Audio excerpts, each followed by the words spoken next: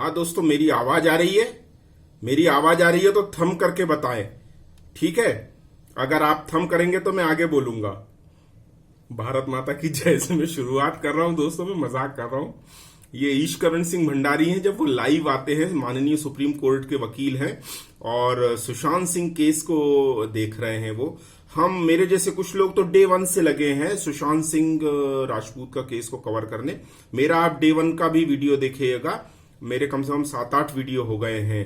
तो ये कुछ समय बाद आए, जब देखा इसमें केस में, तो मुझे लगता है इन्होंने अपने से ही लिया है। मैंने इनका वीडियो सुना था तो इन्होंने कहा था कि जब ये देखा मैंने कि यहाँ पर सुशांत सिंह के केस में महाराष्ट्र गवर्नमेंट, महाराष्ट्र पुलिस का कुछ झोल नजर आ रहा है, तो फिर उन्होंने ये केस अपने हाथ में लिया था। और इसके बाद फिर डॉक्टर सुब्रमण्यम स्वामी ने कहा था कि ईशकरण, तुम सुशांत से संबंधित जो डॉक्यूमेंट्स है, फाइल है, जो भी होता होगा केस का, तो वो मुझे पहुंचाओ। तो उसके बाद इस केस को, सुशांत सिंह केस को बहुत ही बल मिला। यहां पर आपने देखा होगा कि जो रिया चक्रवर्ती है, हमने उसका भी हैशटैग चलाया था। दिशा सालियान जो सुशांत की मैनेजर रही, वो 2-4 दिन पहले उसकी भी डेथ हुई थी और उसमें बताया गया कि जब इसको देखा गया था, इसको सुसाइड बताया, सुशांत के केस को भी सुसाइड बताया और दिशा सालियान मैनेजर जो है उसको भी सुसाइड केस बताया है, जबकि अप्रूव्ड नहीं है कि क्या हुआ। वहां पर जो उसकी बॉडी मिली थी वो बिल्कुल नग्न थी, नेकेड थी, जबकि कोई भी जब सुसाइड करता है तो कोई अपनी नंगी अवस्था में सुसाइड नहीं करता है। यानी ऐसा नहीं होगा कि पूरे कपड़े उतार ले और फिर उसके बाद सुसाइड करे।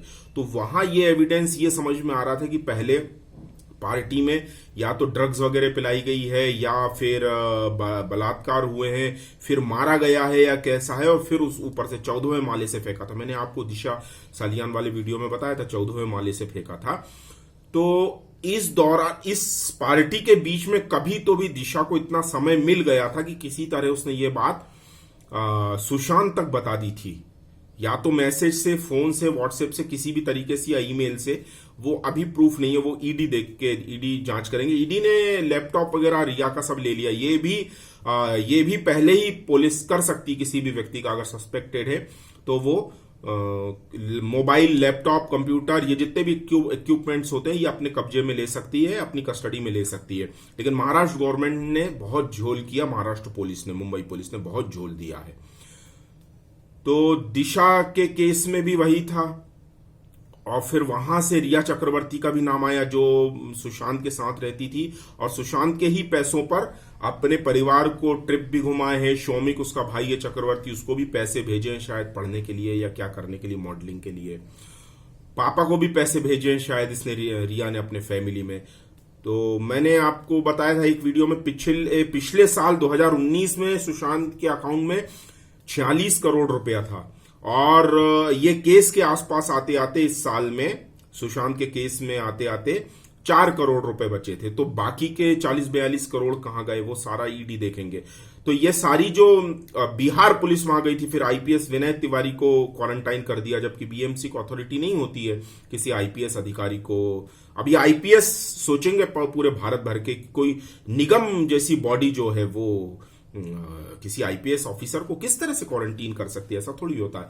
फिर बिहार गवर्नमेंट एक्शन में आई। बिहार गवर्नमेंट ने सेंट्रल गवर्नमेंट यानी मोदी गवर्नमेंट को कहा यह सिस्टम होता है, क्योंकि लॉ एंड ऑर्डर राज्य का मसला होता है। जैसे मैं भोपाल से हूं, भोपाल का कोई केस होता है तो मध्य प्रदेश गवर्नमेंट का लॉ एंड ऑर्डर होगा। सुशांत रहने वाला बिहार का था, लेकिन वो उसका जो इंसिडेंस हुआ है वो मुंबई में हुआ है। तो मुंबई में होने की वजह से फिर क्या होगा कि महाराष्ट्र गवर्नमेंट काम करेगी, मुंबई पुलिस काम करेगी। लेकिन यहां पे शुरू से ही शक का जो कांटा था, शक की सुई जिसे कहते हैं, वो घूमी है जो पॉलिटिकल पर्सन्स हैं, शिवसेना है, चाहे कांग्रेस है, चाहे वो वाली शरद पवार की जो गवर्नमेंट है, शरद पवार की पार्टी है, वो नाम नहीं याद, राष्ट्रवादी है, कौन सी कांग्रेस पार्टी हो। तो यहां पर ये सारी चीजें घूम रही है ना कि पैसे की भी ट्रेल, मैंने भी ये चीज कहा है कि पकड़ने के लिए पैसे की ट्रेल को ईडी को पकड़ना चाहिए। पैसे की ट्रेल देखने के लिए, पैसे की ट्रेल को अगर पकड़ लिया जाए तो अपराधी का सिरा पकड़ में आ सकता है। रिया के केस में भी यही है। रिया का अगर पैसा, सुशांत का पैसा जो रिया खर्च करती थी, ये अगर पता चल जाएगा ना, तो मैं कह रहा हूं कि बिल्कुल क्रिस्टल क्लियर, पानी जैसा ये केस साफ हो जाएगा एकदम।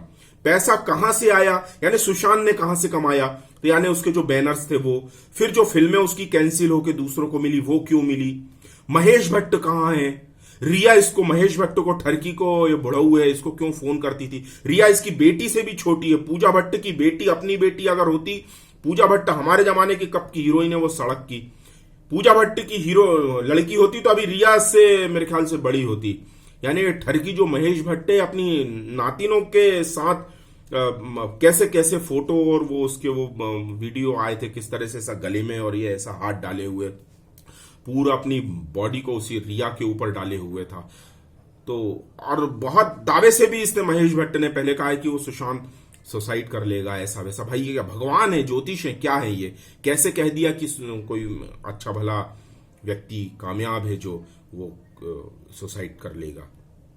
तो अभी एक नई अपडेट और ये आई है दोस्तों कि बिहार पुलिस ने माननीय सुप्रीम कोर्ट को ये बताया है कि जब ये इंसिडेंस हुआ था तो एफआईआर जो की गई है, मतलब एफआईआर जो लिखना थी वो नहीं हुई है, और पोस्टमार्टम हुआ है लेकिन उसमें एफआईआर दर्ज नहीं की गई है। तो क्या होता है कि केस या तो क्लोज एंड शट बोलते हैं, कौन सी भाषा है वकीलों की, न्यायालय की, कि मतलब साफ सुथरा केस है, इसमें कुछ नहीं है देखने करने लायक, तो इसको बंद कर दिया जाए। लेकिन जो अधिकारी होते हैं ना, पुलिस कुछ भी करती रहे, लेकिन जो अधिकारी होते हैं महाराष्ट्र गवर्नमेंट में, महाराष्ट्र पुलिस में भी आईपीएस ऑफिसर बैठे हैं, वो भी ये जानते हैं कि अगर इस केस को बंद कर दिया तो बताना पड़ेगा कि हमने इस केस में कुछ नहीं है, लेकिन उन्होंने बंद भी नहीं किया और केस को चलने भी नहीं दिया। तो सुप्रीम कोर्ट में यही एक क्लू दिया गया कि जब पोस्टमार्टम किया गया तो एफआईआर क्यों नहीं की गई, और एफआईआर में ये फिर सारे सस्पेक्टेड हैं, तो ये कहां है। तो इस तरह से अभी जब ईडी का शिकंजा भी कसेगा, ईडी की पूछताछ चल रही है और सारे इक्विपमेंट्स रिया के ले लिए हैं कब्जे में। अब जो सॉफ्टवेयर इंजीनियर होते हैं ये सब डिलीट कर दिए होते हैं, पर वो डिलीट करने के बाद भी ऐसे ऐसे ऐप और सॉफ्टवेयर होते हैं कि वो सारी चीजें ले ली जाती है, और किसको कितना कब मैसेज किया है, कॉल किया है, क्या है इनका सारा कनेक्शन, वो सब पता चल जाएगा। दोस्तों मैं एक चीज और आपको इसमें बता रहा हूं, जो ईश्वरण सिंह भंडारी जी जो हैशटैग बताते हैं, वो तो मैं भी हैशटैग वो चलाता हूं, आप लोग भी चलाएं। अभी वॉरियर्स फॉर एसएसआर ये हैशटैग था, इसके बाद ईडी का आया है, ईडी अर्नब ने चलाया। अर्नब भी बहुत एक्टिवली, जो अर्नब गोस्वामी है वो भी बड़े मुखर होके बिल्कुल महाराष्ट्र गवर्नमेंट का विरोध कर रहे हैं और सुशांत सिंह के केस को लड़ रहे हैं।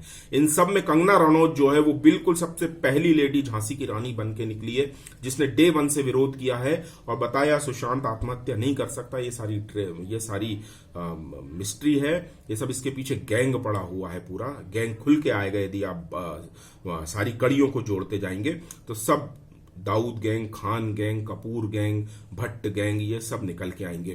कहां से किसका पैसा दुबई लिंक से किधर कहां चलता है, कहां एक्सटॉर्शन वगैरह है, सब मैं कह रहा हूं दोस्तों, ये सारा साफ करने का समय।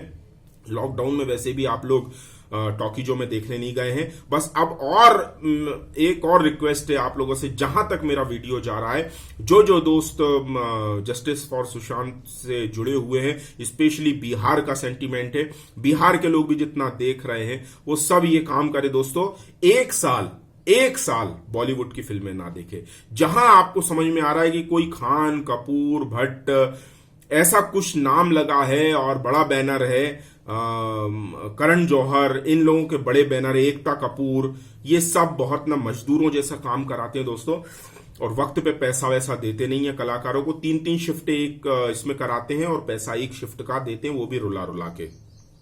तो एक साल दोस्तों आप मूवी ना देखिए, लॉकडाउन खुल भी गया होगा तो भी मूवी ना देखें और इनका बहिष्कार करना है। मैं हैशटैग चला रहा हूं बायकॉट बॉलीवुड।